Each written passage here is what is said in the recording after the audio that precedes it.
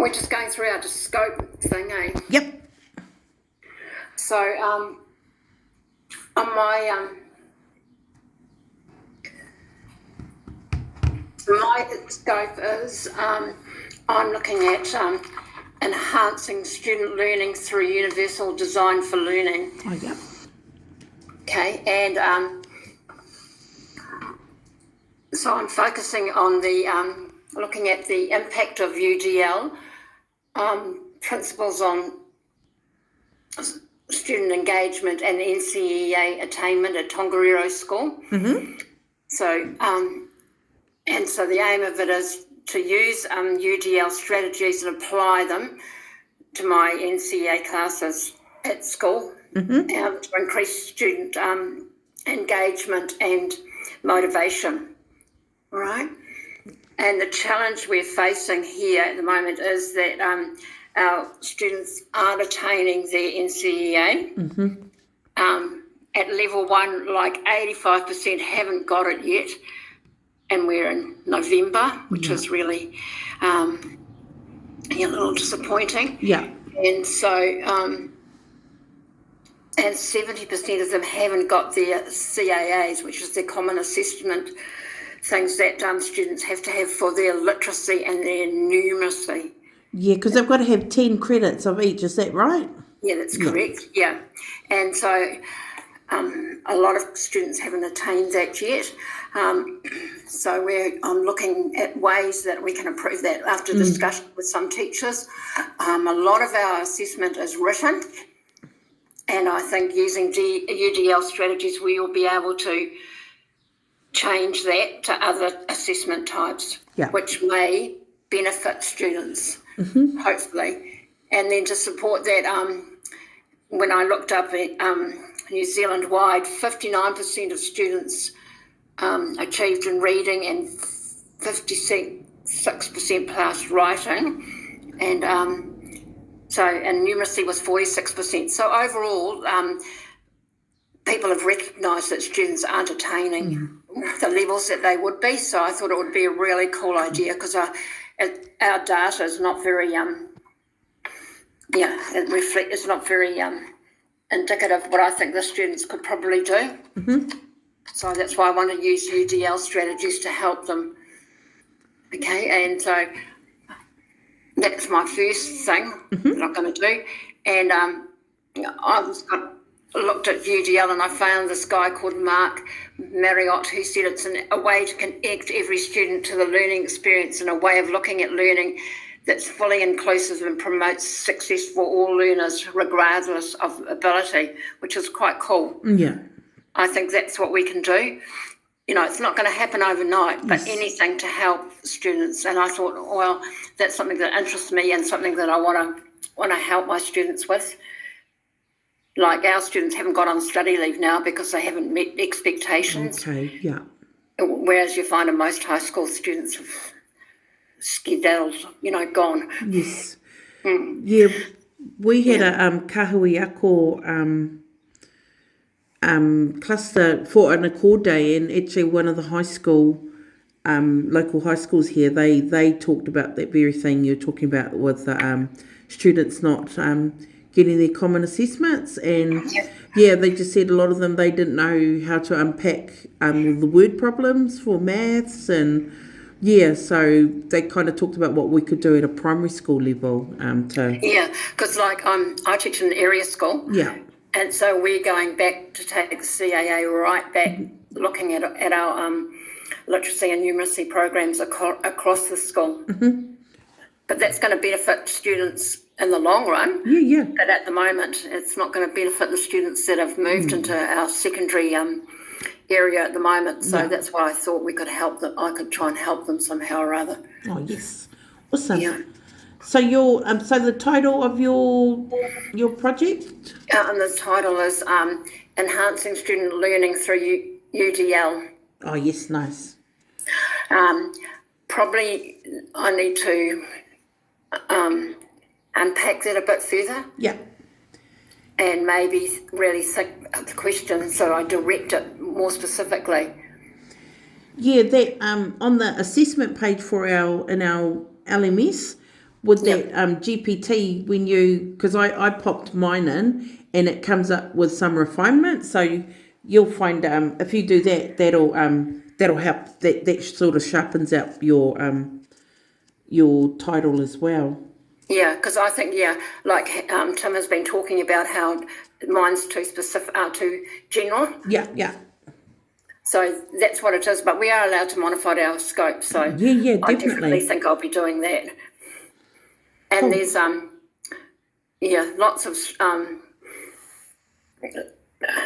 lots of methodology and methods I could use Yes. to attain that using the action research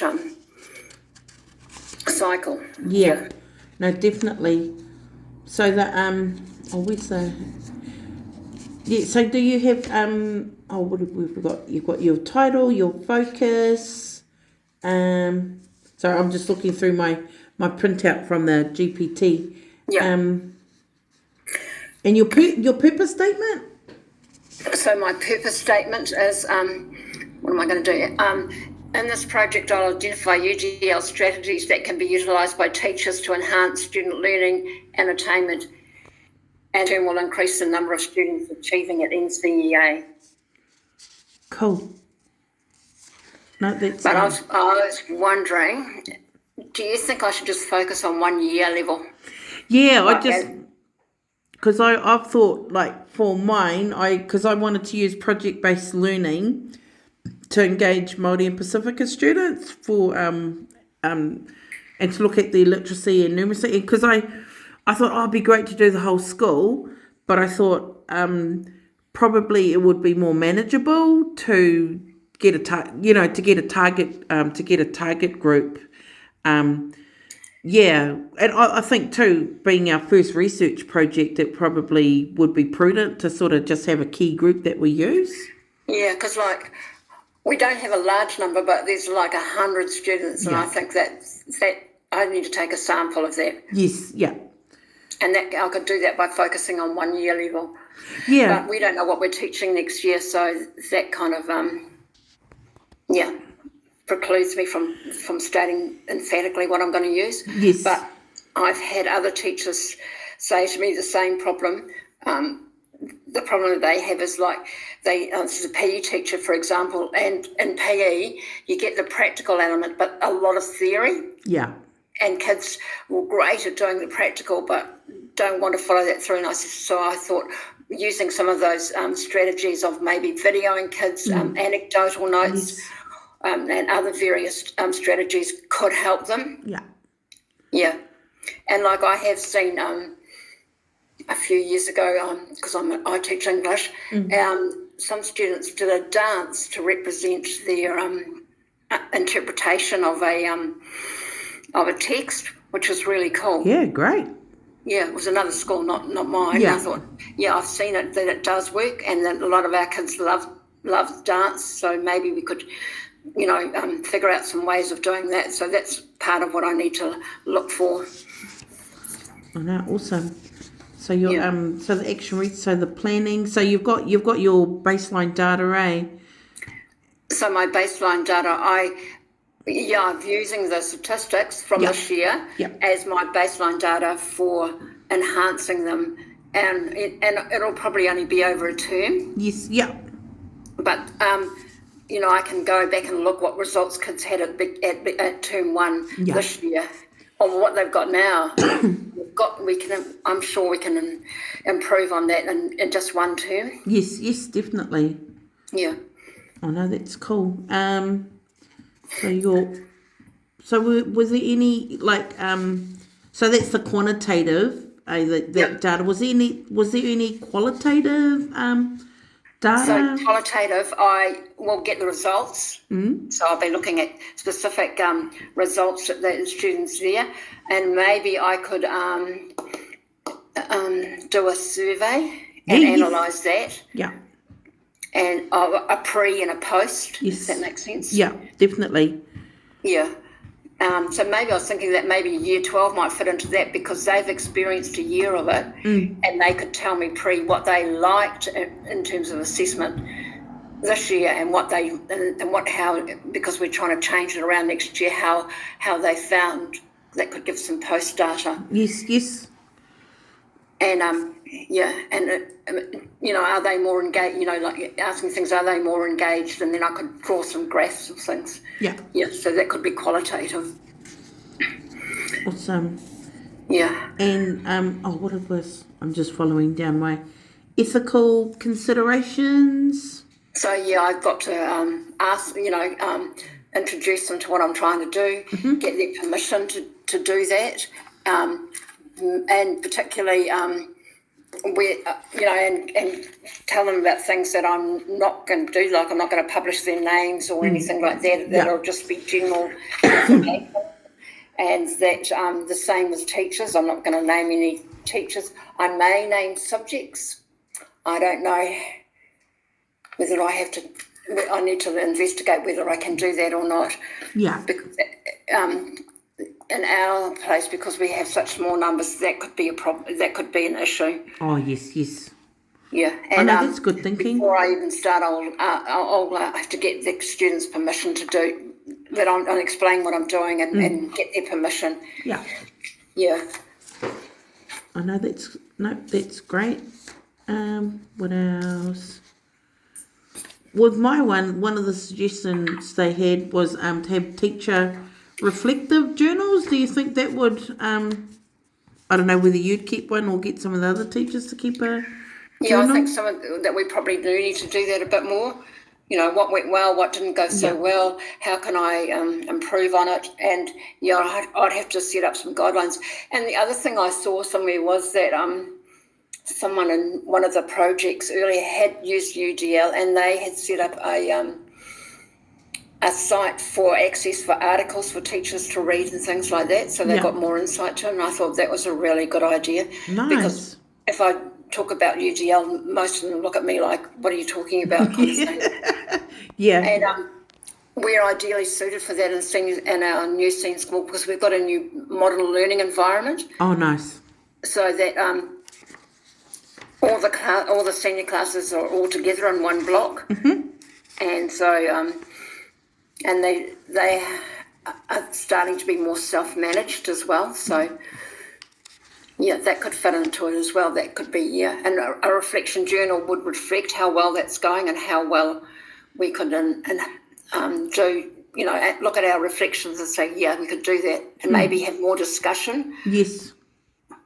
Yeah.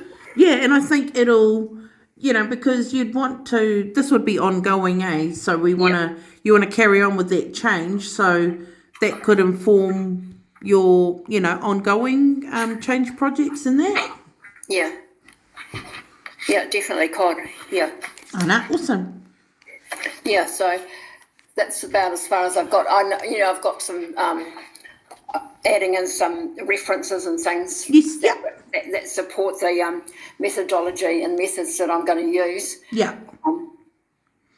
So that I can justify them. Yeah, but I did find that popping stuff in that GPT on the assessment thing was really helpful. Yes, so for my one, I put in the GPT. I want to do a culturally responsive project-based learning to improve literacy and numeracy in our Māori and Pacifica students. The focus of the project was to analyse the improvement in literacy and numeracy outcomes by using PBL and like to compare, a bit like yourself, compare pre and post-intervention data. Yep. And what was the aim? To investigate the effectiveness of culturally responsive project-based learning and improving literacy and numeracy skills among Māori and Pacifica students at Strathmore Primary School. And what the GPT said for the refinement was culturally responsive project-based learning to improve literacy and numeracy outcomes for Māori and Pacifica students at Strathmore Primary School, just to make it really clear who the target group is. Do you think, like I have figured out that I've got that's too much to cover? Yeah. Because when I looked down, I did think I might just drop it down to, because when I look at the data, our numeracy data is not too bad for Māori and Pacifica, but it was the reading data that wasn't, that was probably the most, area of need. So I thought I might just drop it down to just that one area. Yeah. Yeah. Because doing both literacy and numeracy could be, a lot. Yeah, but big A. So, yeah. And then dividing the literacy into reading and writing could be, like you said, maybe just pick one of those. Yes, yeah. Because we were surprised because our reading, our reading data particularly for our Māori students, we had about 54% of them not meeting curriculum expectations. But for writing, the data was better. So we were like, there was a bit of, that raised a few eyebrows for us. But so I did think about, so thank you for that. I did think about reducing that to just reading. Yeah, well, I've come to that realisation myself, and that was from feedback from other people about saying how going too broad is going to take so much time and things. And you get some specific outcomes by narrowing it down, I think. Yeah, definitely. So what sort of testing will you do? Yeah, so we'll use because we use eASTL. We'll use eASTL reading, and we'll I'll gather that data through our school management system. So we do that through Hero. But one of the things the GPT said as well was because for ethical considerations that to make sure names aren't in it, but also with Hero is it names them. So I was thinking I might get around that by just making a spreadsheet, and I can just code the children. Code the students so there's no names that can be traced back to them instead of So do you do longitudinal testing as well as by year level?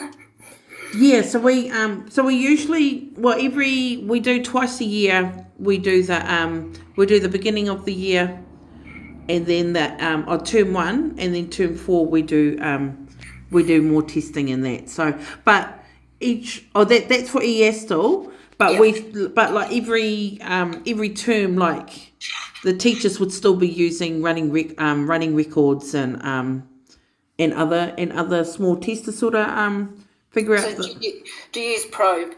Yes. Yeah, we use Probe, but that's getting a bit different for us as well because with the introduction of structured literacy and that. So yeah, because we really that's what we're doing at the moment, is looking at our literacy program across the school and trying to work out what we can do. Yeah, and it does involve teacher PD as well as yes, definitely. Yeah, because we've been doing. Have you done the BSLA? Yes. So all our junior school is doing that, and we also for our spelling program we use Liz Kane's The Code. Yeah. So that's a whole school. So that's kind of made it's made our testing a bit interesting as well. So that will provide you with lots of qualitative data, won't it? Yeah, definitely. For the purpose statement, I will implement culturally responsive project-based learning. And the GPT. The GPT sort of a lot of it was kind of the same. It just refined some of it and just made it a bit more specific. They said some potential next steps would be to not how I'm looking at literacy skills, but to have a secondary focus on engagement, because they said like through the project-based learning we might find that students' engagement hopefully would increase. We all hope. Through the projects and that. So that could be another area that we do some research as well. So my first research question was, what specific project-based learning strategies most effectively engage our students? So I need to do a bit more reading around, that's part of for the action research. part of the planning stage is to look up what are some project-based learning strategies, culturally responsive ones. But actually, I had to dig deeper and do a bit more reading. But in the Mind Lab, I think it was the 2021 executive summary, it had this Ramona Fuatino Pitoni. She did a professional, her one was on professional learning development for staff on project-based learning and digital technology. So I thought I wanted to look at, because I do think for us to use project-based learning, of course, we need to have some PLD for staff. So I wanted to check out what she did in her project. And then there was another one in that same executive summary, was in 2021, where they did student engagement enhanced through culturally responsive pedagogy. So I wanted to read up on to read a bit more about what they did in their project. But and the action research. So I was going to use mixed method, because I've got the qualitative data. So I'm going to collect that questionnaires to students, teachers, and the whānau, like students, but also for whānau as well, because one of the things I found is that because our Māori students' reading data wasn't very good, but also when I look at our attendance data, a lot of our Māori students, their attendance data, they're way below.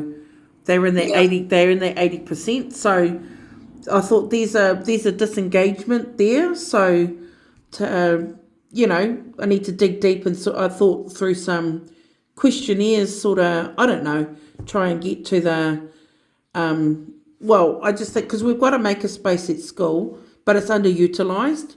So I did think, well, maybe this space or some of this project-based learning, we can get our outcomes up, but get whānau, get the students to school.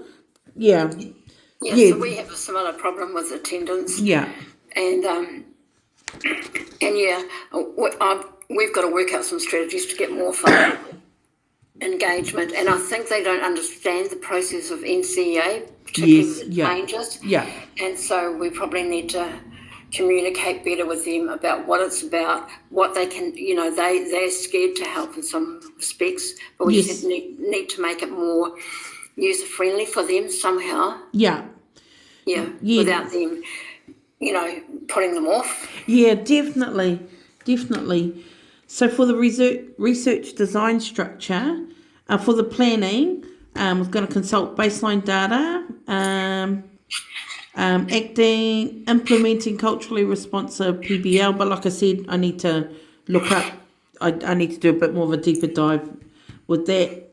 Observations and reflection. So the that's quite a lot, really. Yeah, the GPT did suggest some, like the reflective journals for the teachers and stuff like that. So yeah, but some of it, like the GPT, so I do have to sort of go through and sort of like you said, it is a lot, and look through and think, okay, this is cool, I'll keep that. This might be too much work, so how can I make this work? And for the, like yourself, for the one of the readings from the Mind Lab from one of the other students, and she used that for her PLD for teachers for project-based learning. She learned this, she used this e-learning planning framework from the ministry, and it's just got some rubrics in that look pretty useful. So that could be helpful, Yeah. So I'll have a closer look at that. But ethical considerations, like yourself, getting informed consent, the privacy of achievement data. It says here, reflect on potential biases when working with Māori and Pacifica. What else have I? So that's about, like I said, I do need to, I've done some reading, but I need to do way more, just to, and they were, So how long do you think you'll Are you doing the 90 or the 45? I'm doing the 45. So Yeah. I asked GPT to suggest a time frame. So so what did they have? They had to review relevant literature on culturally responsive PBL, 1 to 3 weeks. Baseline data collection, 2 weeks. Implementation of intervention, 8 weeks. So that's like nearly a term. Yeah. Mid-intervention review, that's a week, and then looking at the data another 3 weeks. So yeah, so all up that's kind of would be about a term and a half, which I think actually what else do they have? Oh, you're looking at data collection and data analysis and reporting. So all up, if I count, it's probably it's got here 22 weeks. So what's that? That's about 2 terms, eh? Yeah, it is. Just over 2 terms. Yeah, I'm not sure how long we've got to do our project, but yeah. Yeah, so I thought, when I looked at that, I thought that's pretty manageable. But yeah, like you said, for the 45 project, I don't know how long we've got to do it. But if we, I've got some guidelines that I can just go back and cut things out if we don't have as much time. So yeah. But so did ChatGPT give you many references, or are you going to use?